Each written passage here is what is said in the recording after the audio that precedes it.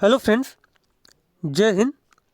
आज हम लोग बात करेंगे आने वाले रीट एग्ज़ाम के लिए, जिसका एग्ज़ाम 27 फरवरी 2025 को होना है।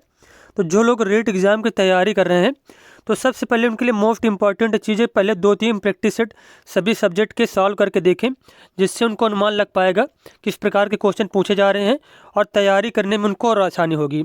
तो इसीलिए आज हम लोग CDP का प्रैक्टिस सेट जो है एक कंप्लीट करेंगे, जिसमें से हम लोग 30 मोस्ट इंपॉर्टेंट क्वेश्चन पढ़ेंगे और ये रीट लेवल 1 और लेवल 2 दोनों के लिए बेहद इंपॉर्टेंट होगा।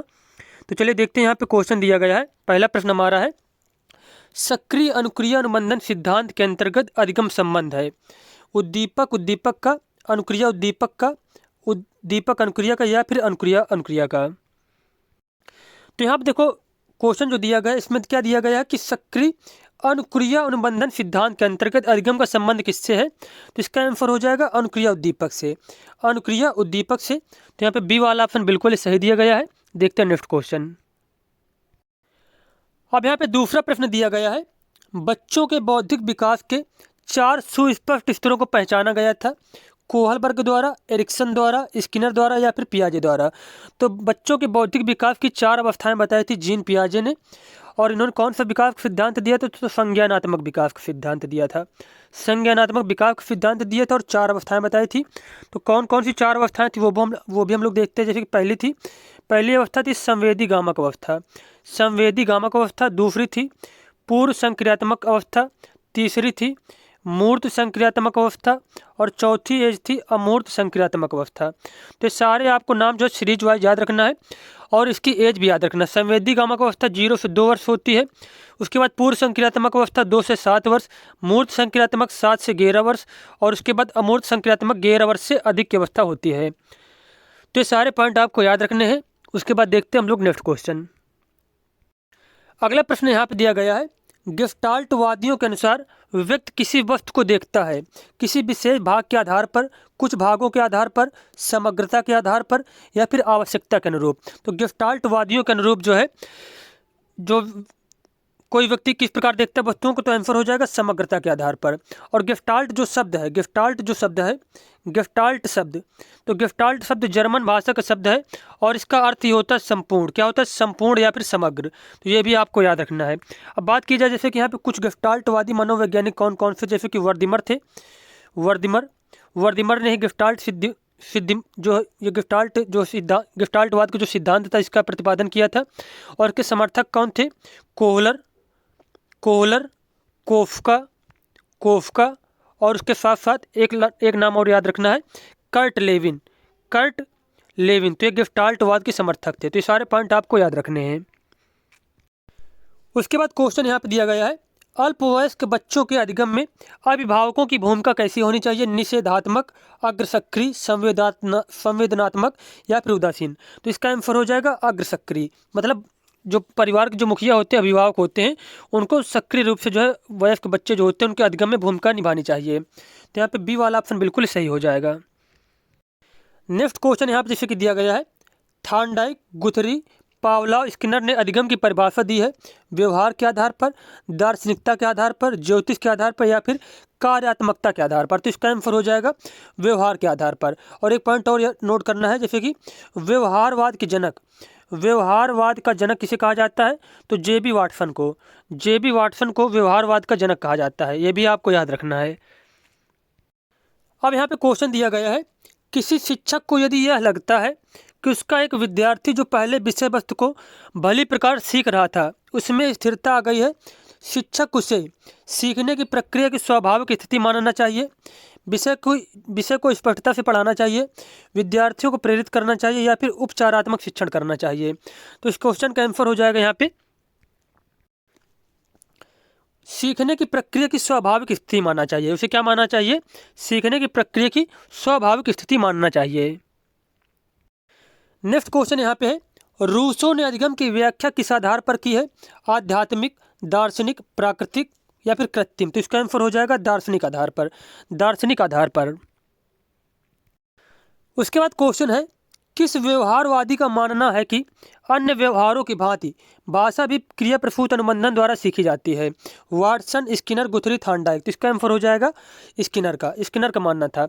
और अगर क्वेश्चन ये पूछ लिया जाए क्रिया प्रसूत अनुबंधन का सिद्धांत किसने दिया था, तब भी आंसर हो जाएगा इसका स्किनर ने दिया था क्रिया प्रसूत अनुबंधन का सिद्धांत।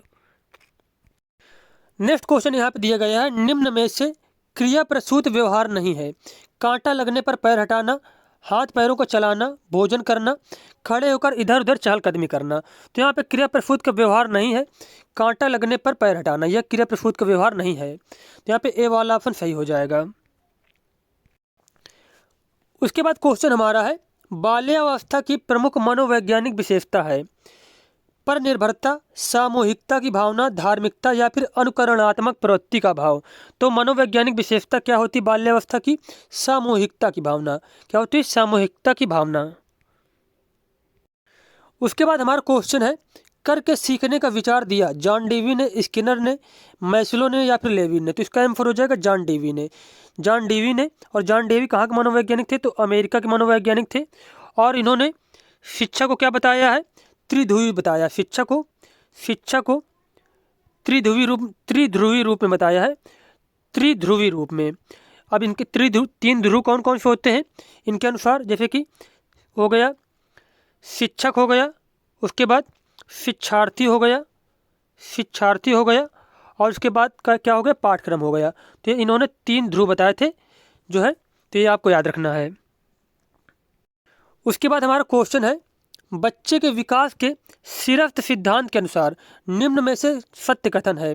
विकास सिर से पैर की ओर तो होता है, विकास पैर से सिर की ओर होता है, विकास मध्य भाग से परिधि की ओर होता है, या फिर उपयुक्त में से कोई नहीं। तो यहाँ पे सिरफ्त सिद्धांत दिया गया है, तो सिरफ्त सिद्धांत के अनुसार विकास जो होता है सिर से पैर की ओर होता है। तो यहाँ पे ए वाला ऑप्शन बिल्कुल सही दिया गया है कि विकास जो होता है सिर से पैर की ओर होता है।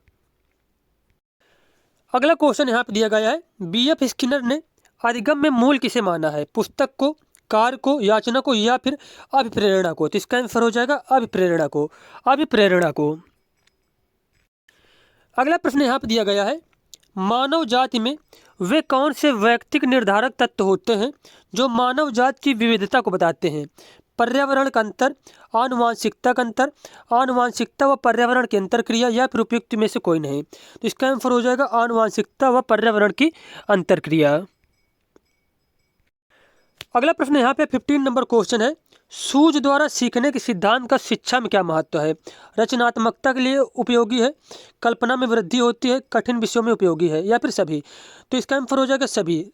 सूझ द्वारा जो सीखने के सिद्धांत है रचनात्मकता के लिए उपयोगी, कल्पना में वृद्धि के लिए और कठिन विषयों में उपयोगी है। तो यहाँ पे डी वाला ऑप्शन बिल्कुल सही हो जाएगा।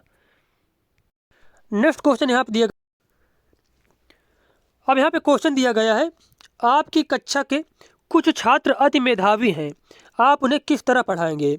कक्षा के साथ में, उच्च कक्षा के साथ में, समृद्धिकरण कार्यक्रमों के द्वारा या फिर जब वे चाहें? तो इसका आंसर हो जाएगा समृद्धिकरण कार्यक्रमों के द्वारा। नेक्स्ट क्वेश्चन यहाँ पे दिया गया है, सूझ के सिद्धांत को कला, संगीत व साहित्य में उपयोगी किसने बताया था? Watson, Skinner, crow and crow, John Locke ने? तो इसका आंसर हो जाएगा क्रो एंड क्रो ने। उसके बाद क्वेश्चन हमारा है अभिवृत्ति के बारे में। अभिवृत्ति क्या है?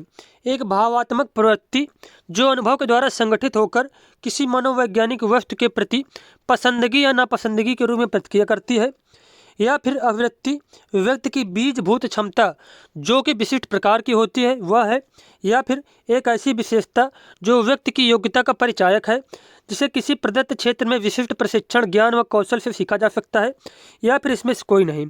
तो यहाँ पे अभिवृत्ति के बारे में सही कथन हो जाएगा कि यह एक भावात्मक प्रवृत्ति है जो अनुभव के द्वारा संगठित होकर किसी मनोवैज्ञानिक वस्तु के प्रति पसंदगी या नापसंदगी के रूप में प्रतिक्रिया करती है। तो यहाँ पे ए वाला ऑप्शन बिल्कुल ही सही हो जाएगा।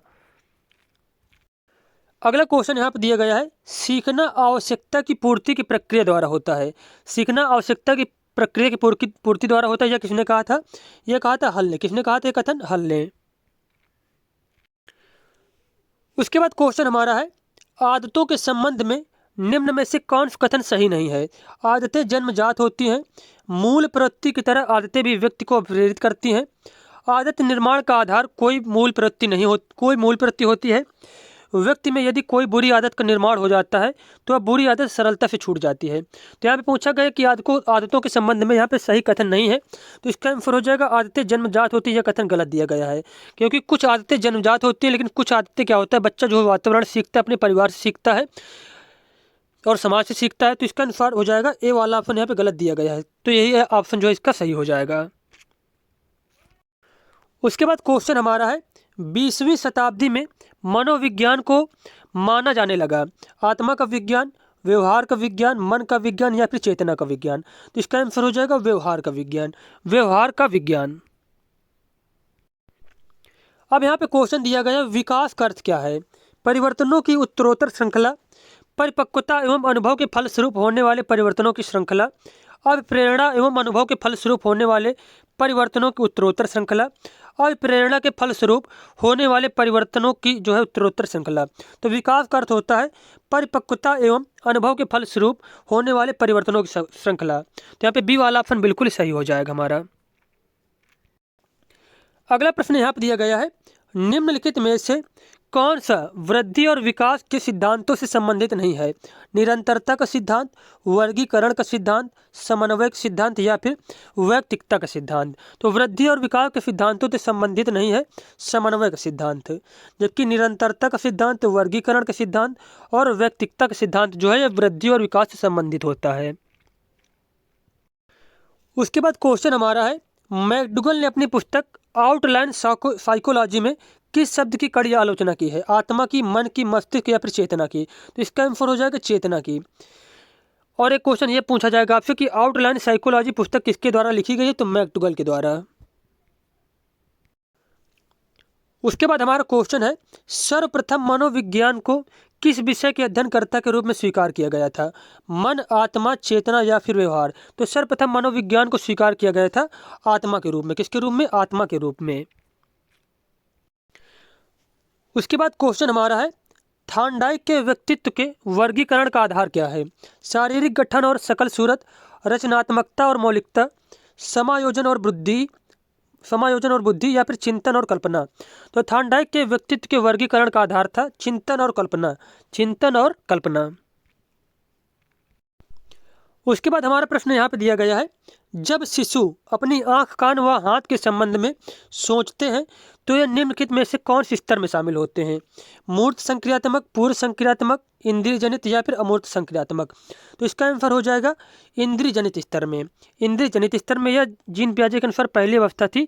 इसमें बच्चा क्या करता है? गामक क्रिया करता है। तो इसका आंसर हो जाएगा सी वाला ऑप्शन। उसके बाद प्रश्न हमारा है बाल मनोविज्ञान के अनुसार शिक्षा के क्षेत्र में मुख्य स्थान किसका है। बालक का, प्रशासक का, अध्यापक का या फिर अभिभावक का। तो इसका आंसर हो जाएगा बालक का। उसके बाद हमारा क्वेश्चन है मनोविज्ञान को दर्शन शास्त्र से अलग विज्ञान का दर्जा दिलाया था। किसने दिलाया था? विलियम जेम्स ने। अगला प्रश्न यहाँ पे दिया गया है एक बच्चे की वृद्धि और विकास के अध्ययन की सर्वाधिक अच्छी विधि कौन सी है। मनोविश्लेषण विधि, तुलनात्मक विधि, विकासीय विधि या फिर सांख्यिकी विधि। तो एक बच्चे की वृद्धि और विकास के अध्ययन की सर्वाधिक अच्छी विधि मानी जाती है विकासीय विधि। कौन सी विधि? विकासीय विधि।